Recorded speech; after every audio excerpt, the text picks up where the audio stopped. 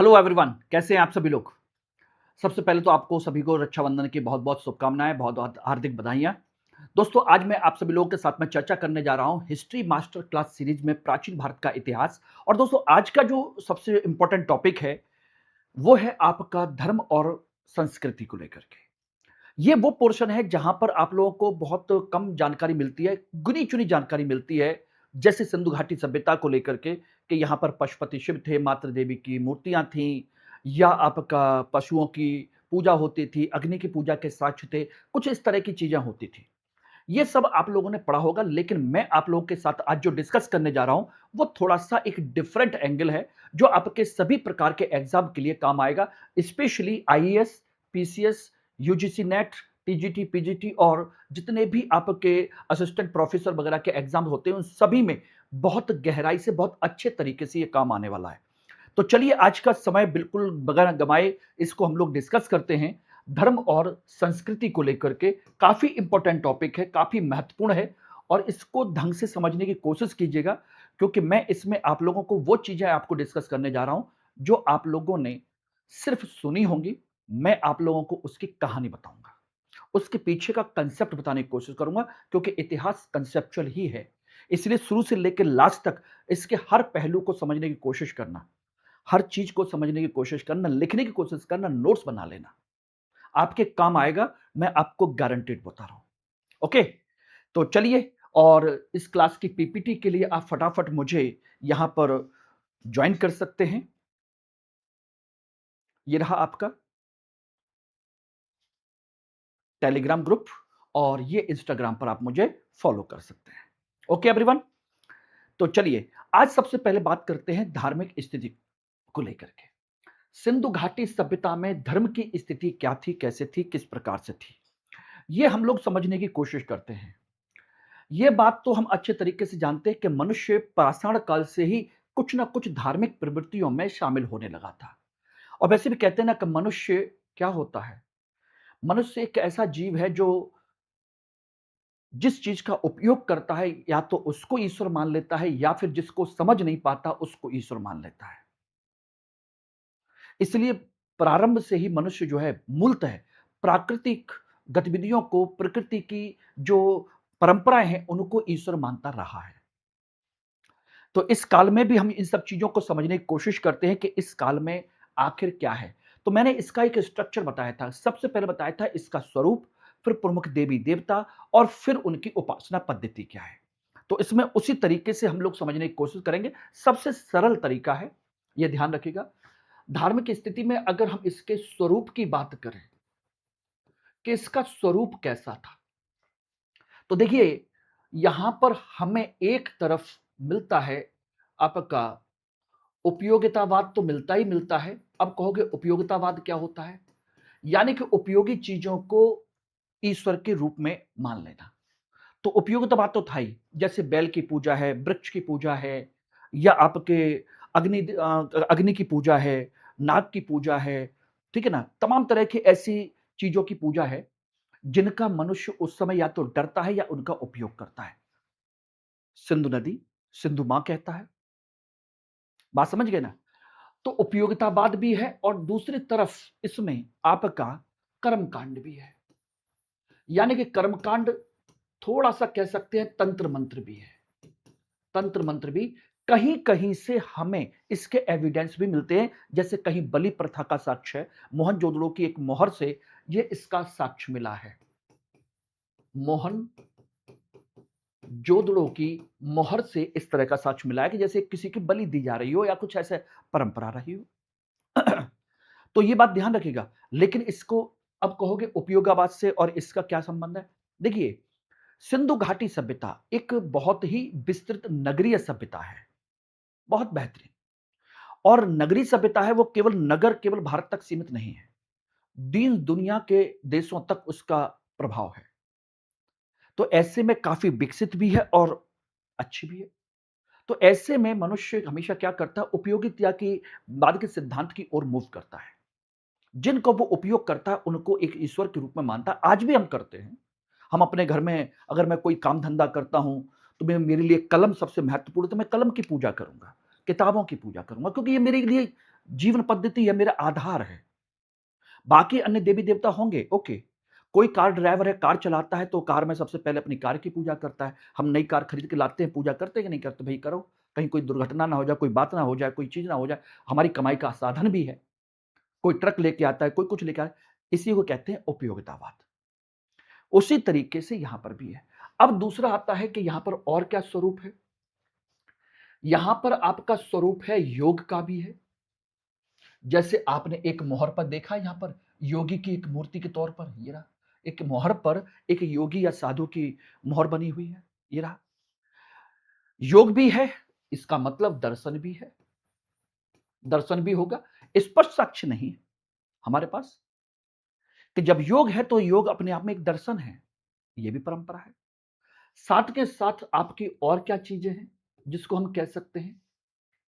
बताइए। यहां पर सबसे बड़ी चीज है कि मूर्ति पूजा है। मूर्ति पूजा की परंपरा है। प्रकृतिवाद की पूजा है। प्रकृतिवाद है, ठीक है ना? बहुदेववाद है। बहुदेववाद यानी कई प्रकार के देवी देवताओं को हम लोग पूजने की कोशिश करते हैं, समझने की कोशिश करते हैं। So these are the nature of the Indus civilisation religion. ये उसके स्वरूप है। अगर पूछ लिया जाए कि क्या स्वरूप है, तो यू मे राइट, ये आप लिख सकते हो, कोई प्रॉब्लम नहीं है। अब आते हैं इसके बाद में इसके प्रमुख देवी देवताओं के संदर्भ में कि भाई इसके प्रमुख देवी देवता कौन थे, कौन नहीं थे। इनको हम लोग समझने की कोशिश करते हैं। इस काल में देवी देवता क्या क्या है? देखिए, देवी देवता जितनी हमारी खुदाई हुई, सारी चीजें हुई, उनमें अगर हम देखें तो बहुत सारे प्रकार के देवी देवता, तमाम तरह की चीजें हैं हमारे पास में जिनको हम लोग देख सकते हैं। तो देखिए, एक तो है आपका मानव रूप में, जिसमें आद्य शिव की पूजा का कंसेप्ट है। आद्य शिव को मानते हैं। मातृ देवी की पूजा का है। मातृ देवी की पूजा की अवधारणा है, ठीक है ना? और क्या है जो हम इस संदर्भ में मान सकते हैं? आद्य शिव से जुड़ा हुआ है लिंग। लिंग पूजा का साक्ष्य भी है, ये भी कहा है। शिवलिंग की पूजा का कंसेप्ट भी हमको यहां से मिलता है। मानव के बाद में पशु पूजा में आ जाइए तो पशु पूजा के संदर्भ में हम देखें तो कुबड़ वाला सांड है। कुबड़ वाला सांड की पूजा है, ठीक है ना? आपके नाग पूजा है, ठीक है ना? और इसके अलावा और भी है, ठीक है ना? इसके अलावा पशु पक्षी पक्षी वगैरह देखा जाए तो पशुओं में नाग वगैरह हो गया। इसके अलावा वृक्ष पूजा के साक्ष्य हैं, वृक्ष पूजा के, जिसमें पीपल है सबसे महत्वपूर्ण वृक्ष पूजा का। इसके अलावा आप देखोगे तो अग्नि पूजा का साक्ष्य भी है। अग्नि पूजा का साक्ष्य ये हमें कालीबंगा, लोथल दोनों जगह से मिले हैं।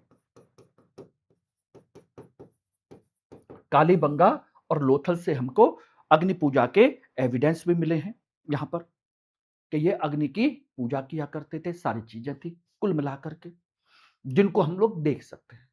तो ये प्रमुख देवी देवता के संदर्भ में है। अब कहोगे सर ये तो हम देख सकते हैं, मातृ देवी की सबसे ज्यादा जो मूर्तियां मिली हैं, मृण्य मूर्तियां हैं। ये कैसी हैं? मृण्य मूर्तियां सबसे ज्यादा जो मिली हैं वो है पाकिस्तान के इलाके में। भारत के इलाके में बहुत कम है, बहुत कम। लेकिन सभी जगह से कुछ ना कुछ है। कुबड़ वाला सांड सबसे पवित्र पशु है, जो मैंने आपको बताया भी था। नाग पूजा की साक्ष्य साक्ष्य का हमको हमारे पास एविडेंस है। ये सारी चीजें हैं। इसके अलावा और भी ऐसी चीजें हैं जिनको हम लोग कह सकते हैं। जैसे ये आपका सातिया है। ये भी उस समय धर्म के प्रतीक के तौर पर इस्तेमाल किया जाता रहा होगा। ये हम इन चीजों के बारे में जानते हैं। अब बात आती है इनके अंदर की कुछ चीजों को जानने की। ये तो हम मोटा मोटा जान लेते हैं, ठीक है ना? बात इसके आगे की है कि भाई अब इसको थोड़ा समझ लीजिएगा। सबसे पहले हम बात करते हैं आद्य शिव के बारे में। आद्य शिव, इसकी जो खोज हुई, जो मोहर है, वो है मार्शल। और मार्शल ने ही इन्हें आद्य शिव कहा था, नाम दिया। आद्य शिव उन्होंने दिया, sir John Marshall, archaeological survey of India के, कि भाई ये व्यक्ति हैं, ये परंपरा है और यहां पर ऐसी कंडीशन है, इस तरह की सिचुएशन है, जिसको आप लोग देख सकते हैं। ठीक है ना, ध्यान रखिएगा। तो इस तरह की परंपरा यहां पर रही है पशुपति की, जिसमें एक मोहर है। मोहर में बीच में एक योगी है, योगी यानी कि साधु है, जिसके सिर या सिंह सिंह जैसे बने हुए हैं, जिनके हम देखेंगे। उसके दाएं तरफ, दाएं हाथ अगर हम ये बात करें तो इधर, तो राइट हैंड साइड में उसके दो पशु आपके बने हुए हैं। कौन कौन से हैं? हाथी और बाघ, ये रहे, टाइगर। ठीक है ना। और दूसरी तरफ लेफ्ट हैंड में बने हुए हैं आपके दो पशु, जिन्हें हम कह सकते हैं भैंसा, बुल, यानी कि बैल कह सकते हैं, बुल कह सकते हैं, और गेंडा, गेंडा, ये रहा। और नीचे बने हुए हैं दो हिरन, ये रहे। ये एक मोहर है जो आपके कहां से मिली है? मोहनजोदड़ो से। मोहनजोदड़ो का एक क्षेत्र है डीकेजी, 1928-29 में यह प्राप्त हुआ था, वहां से, उस क्षेत्र से मिला था। सबसे विवादास्पद कलाकृति मानी जाती है ये। 1931 में सर जॉन मार्शल ने इसे यह नाम दिया था। और इसके पास में कुछ शंकु के आकार के पत्थर के टुकड़े भी मिले हैं। इसके पास में, ध्यान रखना, शंकु के आकार के टुकड़े भी मिले हैं पत्थर के, जिन्हें उन्होंने लिंग कहा है, कि ये लिंग है। इस तरीके से शिवलिंग की परंपरा यहां से बनी, ये ध्यान रखना। और उसके बाद इस पर विवाद खड़ा होता चला गया। अब इसके बाद समझना, बाकी तो मैंने बता दिया जो आपको याद करना है, अब इसको समझने की जरूरत है। एक है हर्बर्ट सुलीवन, नाम सुन लीजिएगा। इस मार्शल की इसको चुनौती देने वाले, इसको उन्होंने अवधारणा को चुनौती दी, जिनका नाम था हर्बर्ट सुलीवन। इन्होंने कहा कि ये लिंग नहीं, बल्कि कपड़े का टुकड़ा है। कपड़े का टुकड़ा उन्होंने बताया कि भाई कपड़ा बनाया गया था, वो कपड़े का टुकड़ा है जो लिंग के तौर पर आपको दिखाई देता है, मतलब एक लटकता हुआ कपड़े का टुकड़ा जैसा है। ठीक है ना।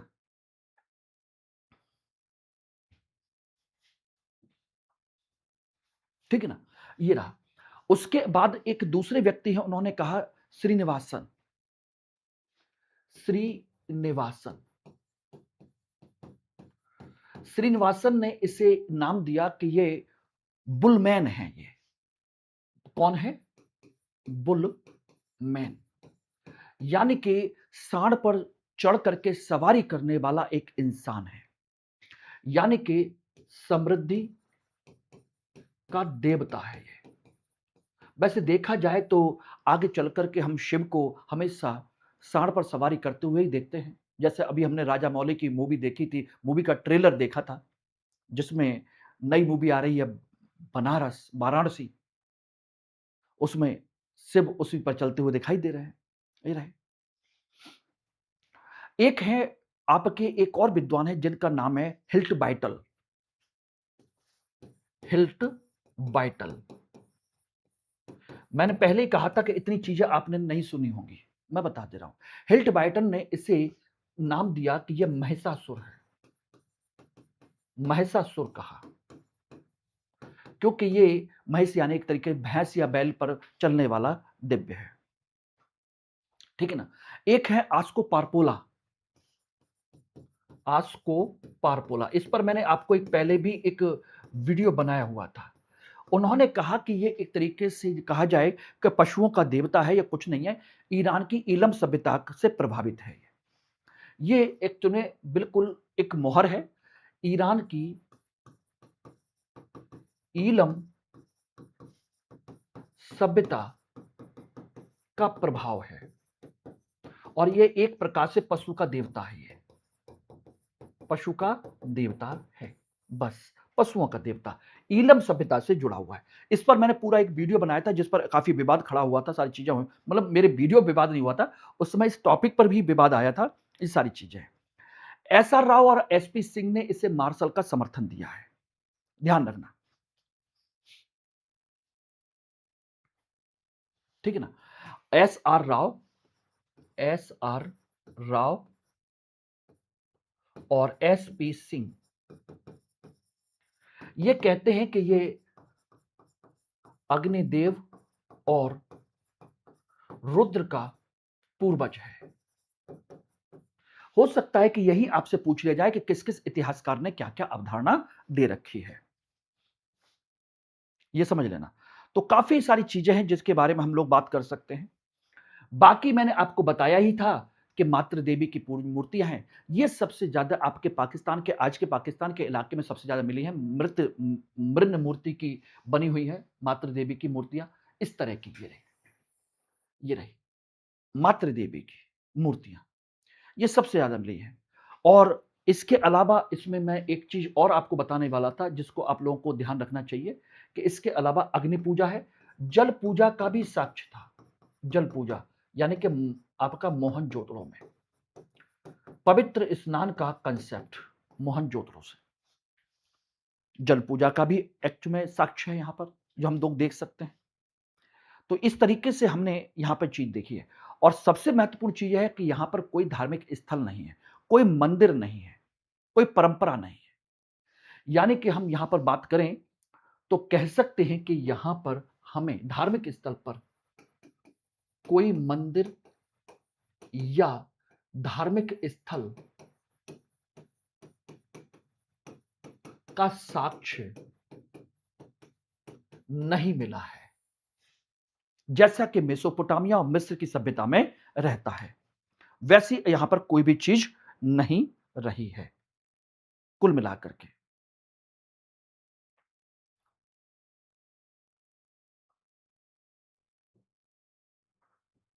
ओके एवरीबॉडी, समझ में आ गया? तो धर्म के संदर्भ में मैंने आपको बता दिया।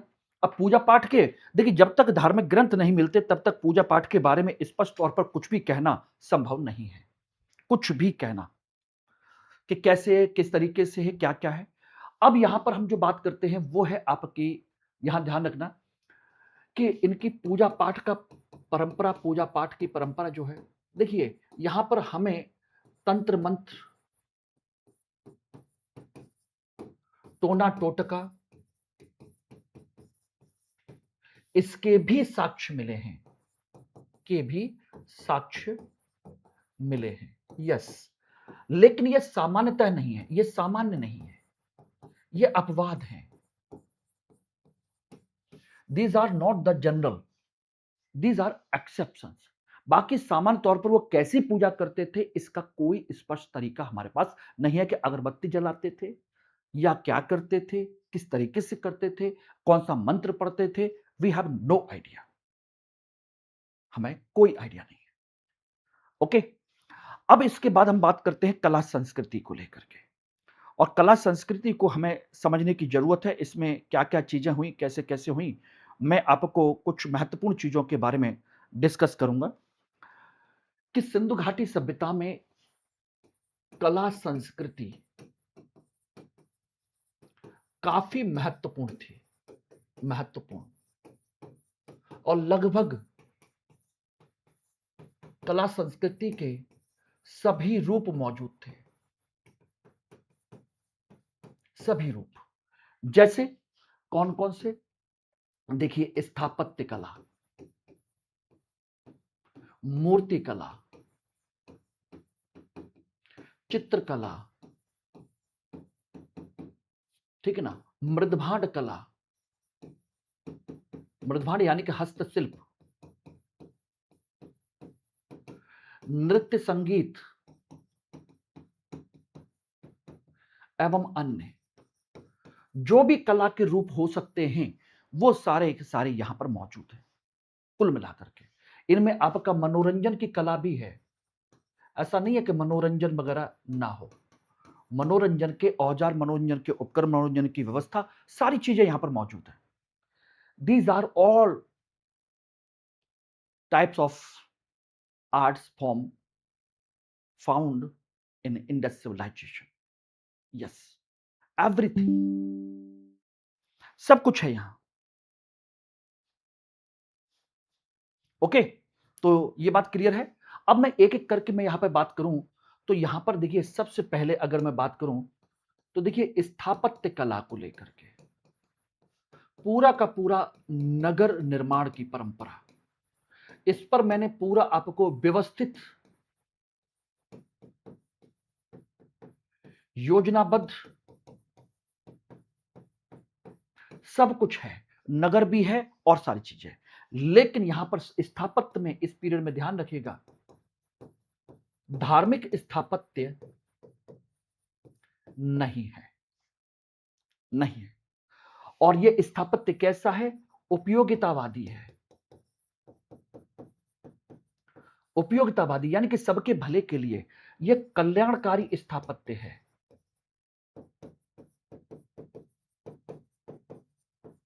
कल्याणकारी स्थापत्य का निर्माण किया गया है। जैसे सभी मकान एक जैसे हैं, सभी मकान लगभग पक्के, ठीक है ना? सड़कें बहुत बेहतरीन हैं, बहुत व्यवस्थित हैं, जिससे किसी को कोई समस्या ना हो। सभी के लिए व्यवस्था है। उच्च वर्ग के लिए कोई खास मकान नहीं है, कोई राजमहल नहीं है, कोई राजप्रासाद नहीं है, ऐसी कोई चीज नहीं है। इस पर मैं ऑलरेडी डिटेल में चर्चा कर चुका हूं, डिटेल में, ये ध्यान रखना। तो उसके समझने की कोई प्रॉब्लम ऐसी बात बात है नहीं। लेकिन अब यहां पर मैं दूसरी चीज की मैं चर्चा करूं, तो वो है आपकी मूर्ति कला। ध्यान रखिएगा, यहां पर अब हम बात करते हैं मूर्ति कला को लेकर के। मूर्ति कला यहां पर 3 प्रकार की है। नंबर 1 धातु की, नंबर 2 प्रस्तर की, और नंबर 3 मृण्मय मूर्ति। ये रही, ये ध्यान रखना।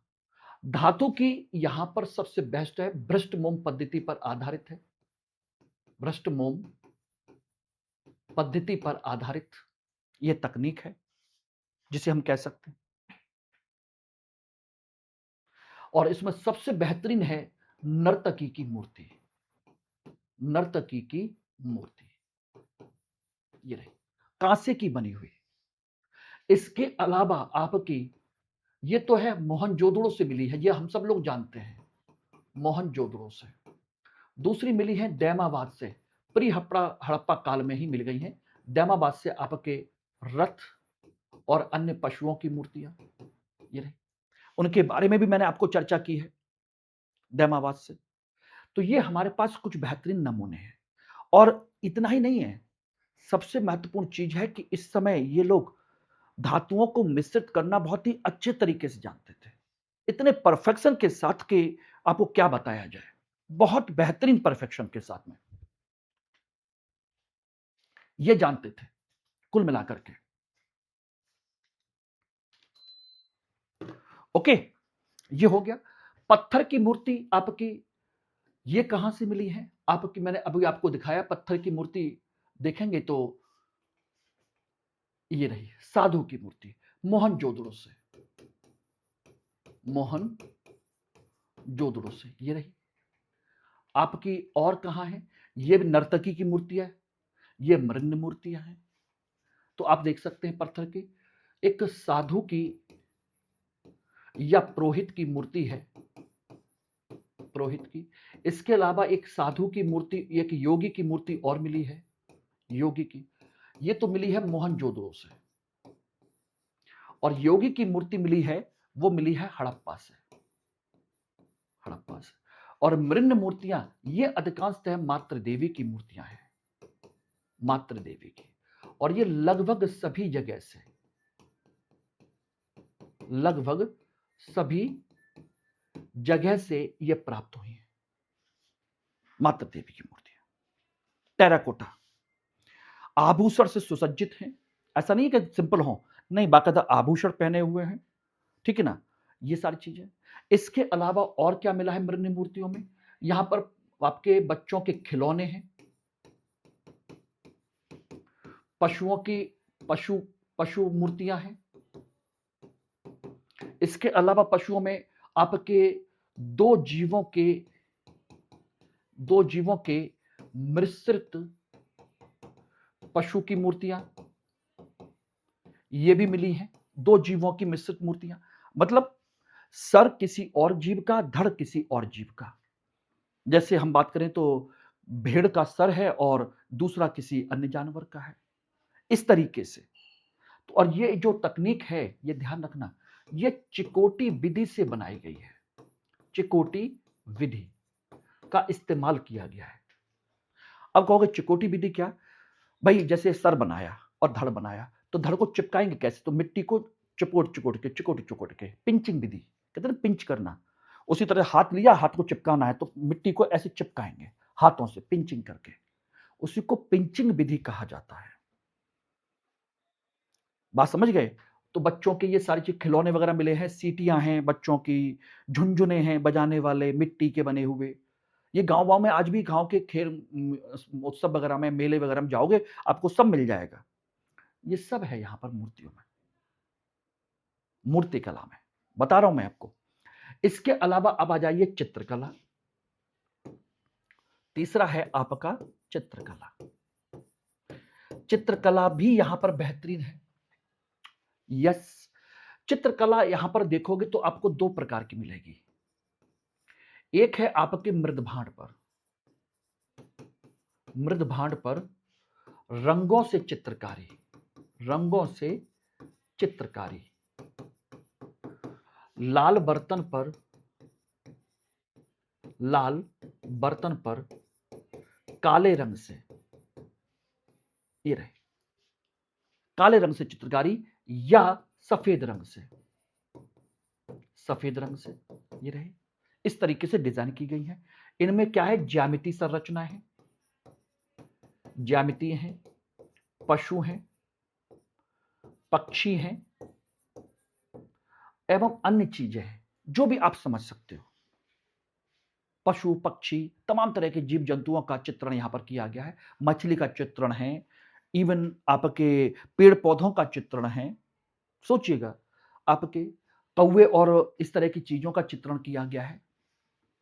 तो ये सारी चीजें इसमें हैं और हर जगह, लगभग हर जगह से हर तरह के बर्तनों से मिलाते हुए हैं। और दूसरा आता है आपकी दूसरी एक और चित्रकला है, जिसे हम कहते हैं, जो मिली है आपकी मोहरों पर, मोहरों पर। जैसे ये रही। अब एक तरीके से देखा जाए तो मोहरों पर यह भी एक प्रकार की चित्रकारी है, लेकिन यहां पर आपको एक वैज्ञानिक तकनीक में बताऊं तो वो आप समझ लीजिएगा, बहुत खतरनाक है, बहुत बढ़िया, बहुत बेहतरीन। यहां पर जो चित्रकारी की गई है, जो देख रहे हैं, इनको उभारा नहीं गया है, बल्कि एक सांचा लेकर के, मिट्टी लेकर के, पत्थर लेकर के उस पर ऊपर से प्रेस किया गया है, यानी कि दाब तकनीक का प्रयोग है। यानी कि इस पर हमने, जो सिंपल पत्थर था उस पर हमने ऊपर से एक डिजाइन रखी और उसको दबा दिया, तो ये उभर के सामने आ गया, बाकी पीछे हिस्सा दब गया। यानी कि ये, इसको हमने उभारा नहीं है, बल्कि इसके पीछे के हिस्से को, इस हिस्से को हमने क्या किया है? दबाया है उसका। तो ये दाब तकनीक है, उभारने वाली तकनीक नहीं है। इट्स अ टेक्नोलॉजी, ध्यान रखिएगा। साइंस एंड टेक्नोलॉजी में सबसे बेहतरीन चीज यही है इनकी, एक धातु के मामले में और एक मोहरों के मामले में जो इन्होंने किया है, वैसा सोचिएगा पुनर्जागरण के पीरियड तक यूरोप में भी नहीं था। इंडिया का तो छोड़ दीजिए, इंडिया में उस समय में था कि ये टेक्नोलॉजी किसी ने नहीं सोची थी। मेसोपोटामिया में नहीं है, कहीं भी नहीं है, कि चीजों को दबा करके पिछले हिस्से को दबा देना और जिसको उभारना चाहते हो वो एज इट इज बना रहेगा। वरना आप बैठोगे तो क्या करोगे? इसके पीछे पीछे छीलोगे और इस पर डिजाइन बनाओगे, खुरेद के। ऐसा नहीं है, बल्कि आपने जैसे साबुन लेते हैं, साबुन को पीछे सारा हिस्सा दबा दीजिए, चिपका दीजिए और जिसको बनाना है केवल उसको उभार दीजिए, वो उभरा रहेगा। बस ये है आपका। यानी कि इसमें चित्र क्या होता था? उभरता था। ये रहा, ये है टेक्नोलॉजी चित्रकला की। अब चित्रकला के बाद में, अब सोचिएगा आपको, क्या इस काल में चित्रकला के अलावा नृत्य संगीत है? यस, ये परंपरा मौजूद थी, परंपरा थी। नृत्य संगीत की खूब अच्छी खासी परंपरा मौजूद है, ठीक है ना? जिनमें सबसे महत्वपूर्ण है आपकी नर्तकी की मूर्ति, नर्तकी की मूर्ति, जो नृत्य का सबसे बेहतरीन सबूत माना जाता है।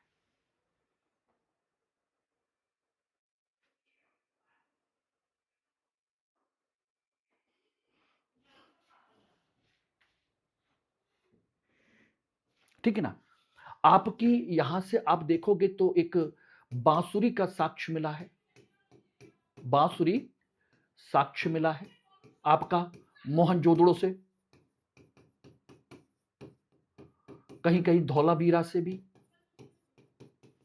धौलावीरा से भी मिला है, ठीक है ना? इसके अलावा अन्य वाद्य यंत्र हैं, वाद्य यंत्र आपके ये मोहरों पर दिखते हैं, मोहरों और मृदभांड पर, मृदभांड पर चित्रकारी करते हुए दिखाए गए हैं ये, मृदभांड पर, मृद मूर्तियों में ऐसा लगता है जैसे ढोल मगाड़े बजाते हुए दिखाए गए हैं। इस तरह की चीजें कुछ आपको दिखती हैं। तो नृत्य संगीत भी वहां पर था। अब इसके अलावा सोचोगे तो आपका एक और भी है तकनीक में, हस्तशिल्प।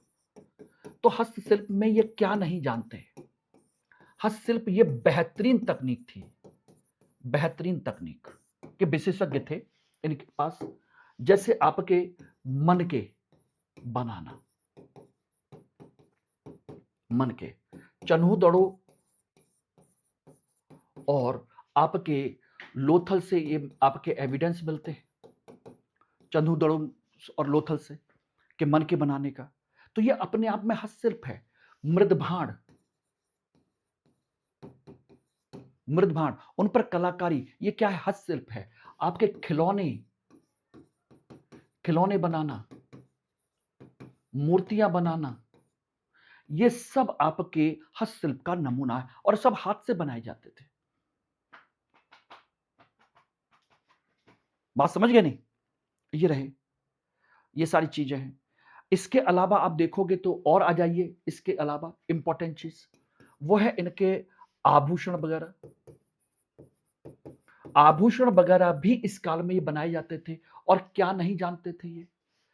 हाथी दांत के,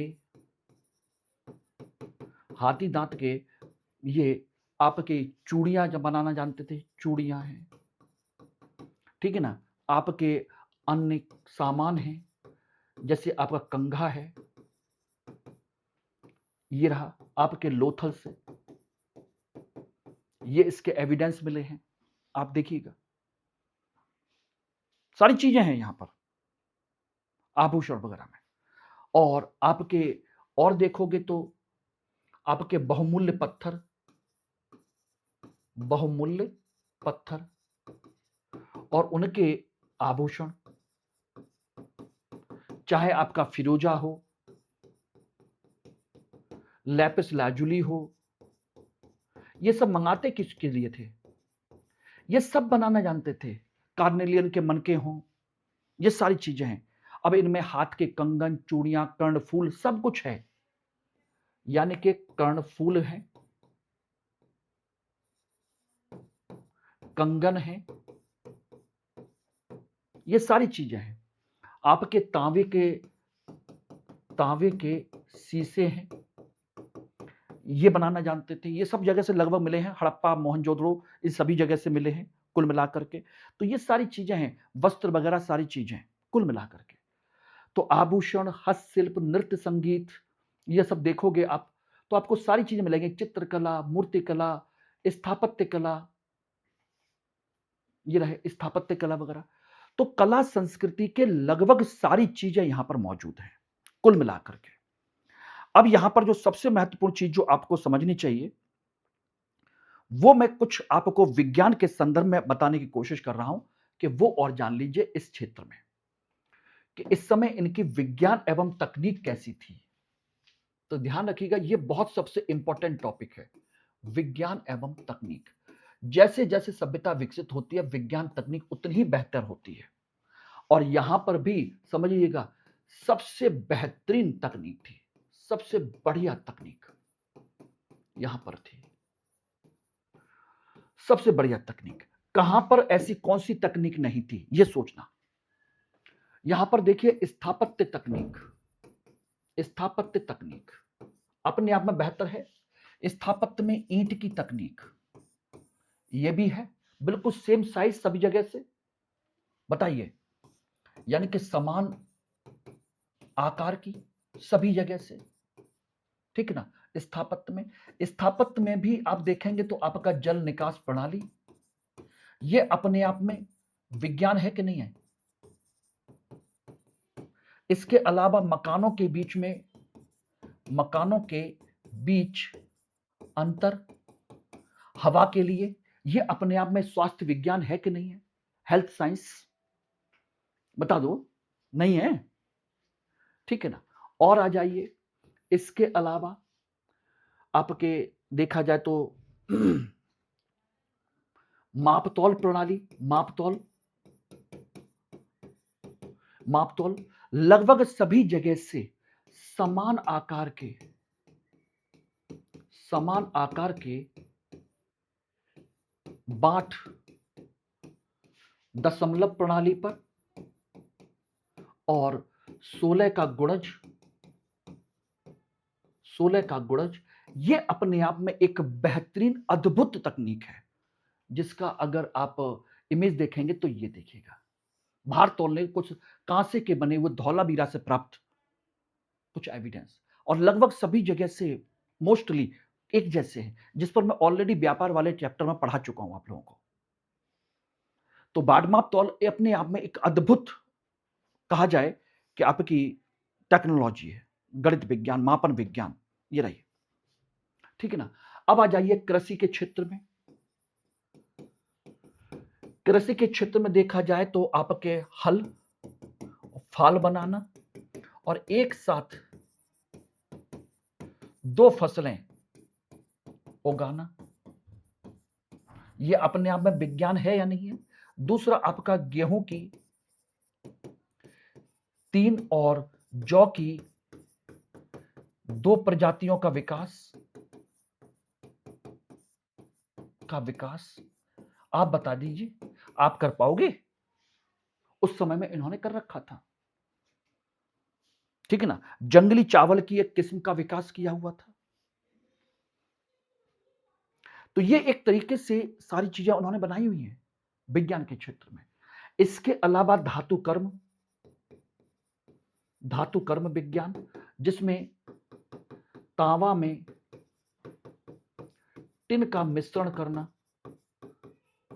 का मिश्रण करके कांसा बनाना, यह अपने आप में अचानक नहीं हुआ था, बाकायदा उन्होंने विज्ञान का प्रयोग करके इसको डेवलप किया था दोस्तों, आपको बता दें।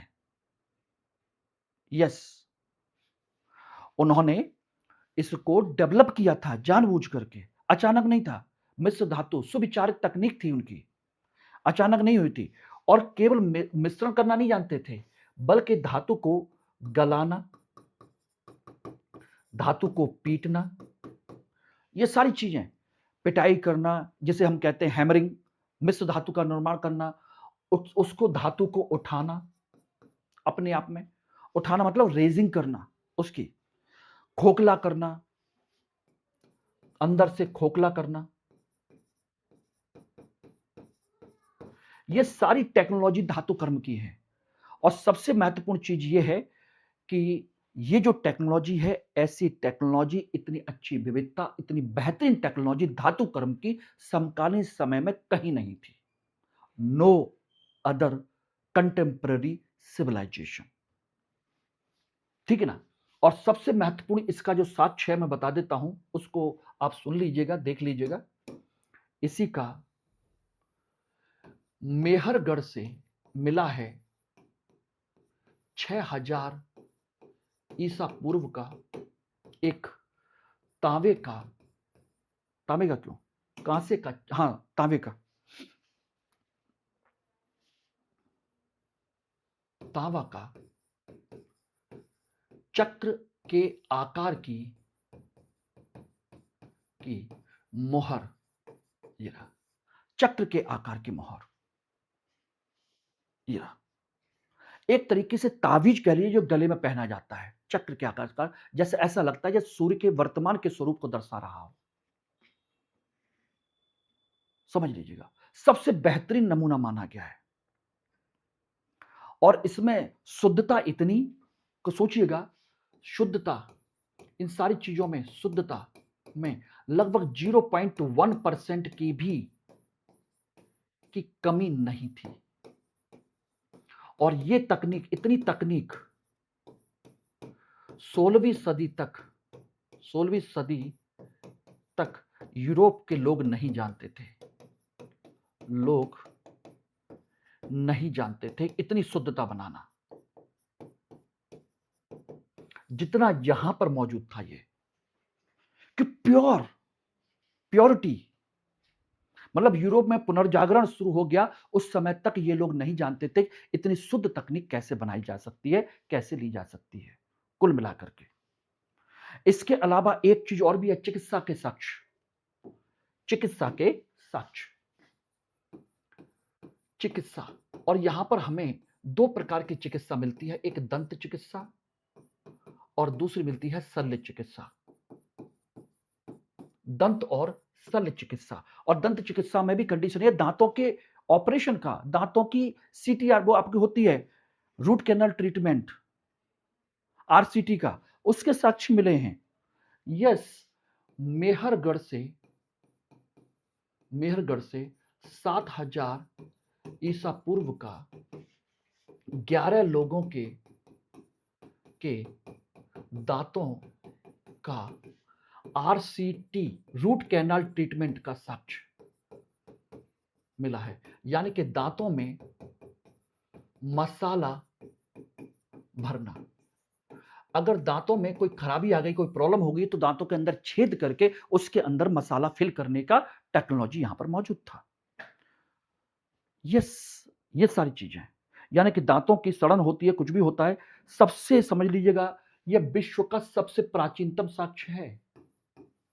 विश्व का सबसे प्राचीन साक्ष्य